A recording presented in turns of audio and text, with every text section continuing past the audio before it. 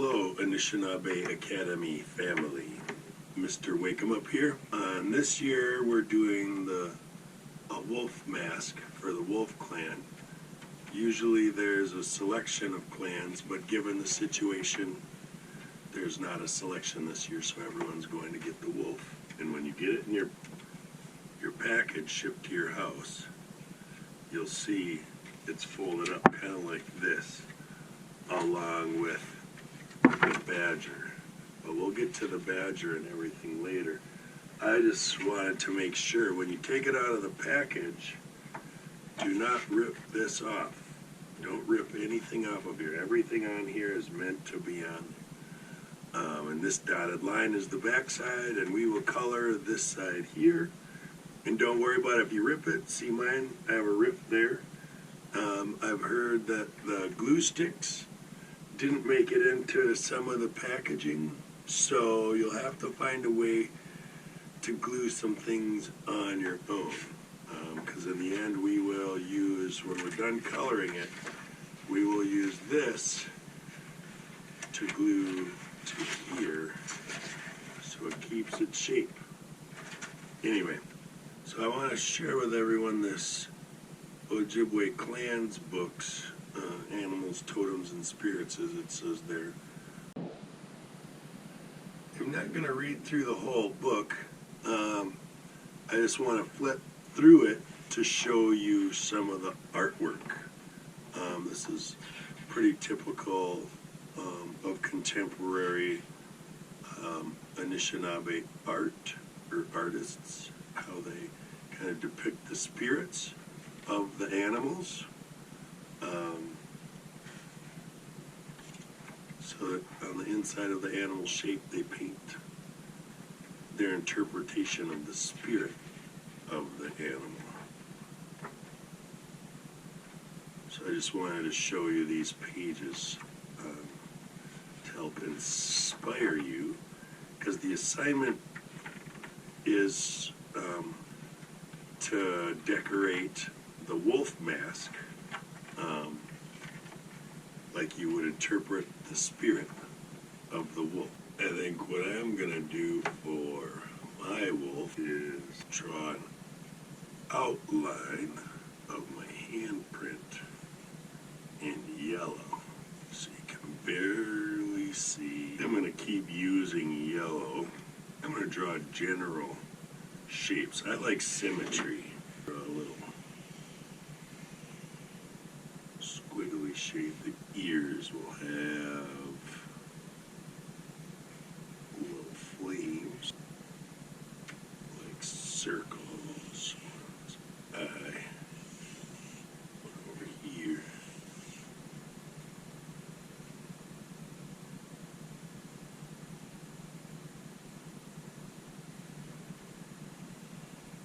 Inside the circles will be one color, and outside the circles will be another color. Green. Red and green are complementary colors. If you remember your color wheel lessons, red and green are opposite on the color wheel because they're complementary colors. Little beans on the ears, I think I like those.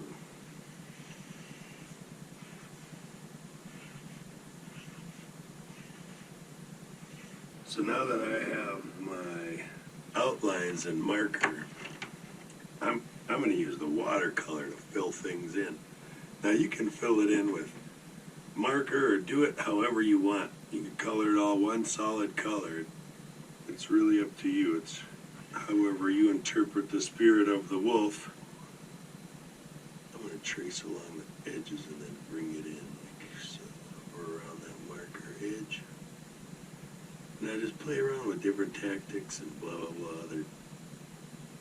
They call them brush strokes. And I prefer not to overwork it at first. Just put some paint down, let it dry, and then you can do another layer later.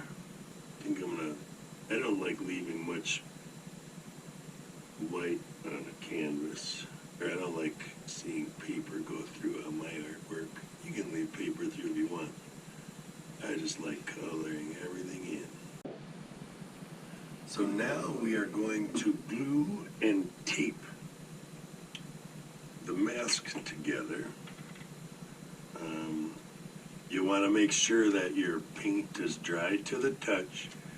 The paper can be a little damp, but you don't want it wet because this wet paper will rip easy. So you want to make sure it's mostly dry. And then what you'll do, I have glue sticks, so if you have glue sticks, you'll put a fair amount of glue right down on the tabs here. See how I kind of blotched it on there? And then you can blotch it on over here as well. Then I'll grab a couple pieces of tape. I'll have some ready.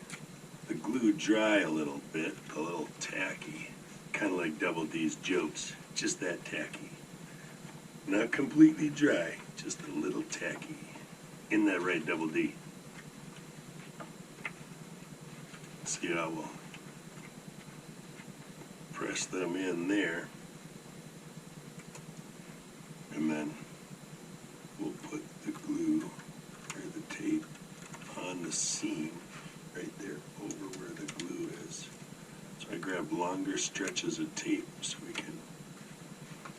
Now, if you want to, you can glue the tape the nose side too, but I don't want to. Then you can let that sit. You can fold the ears up like so, and then kind of curl them in, and then they'll kind of. Now take care of these masks so when we can march again, we can march with these on.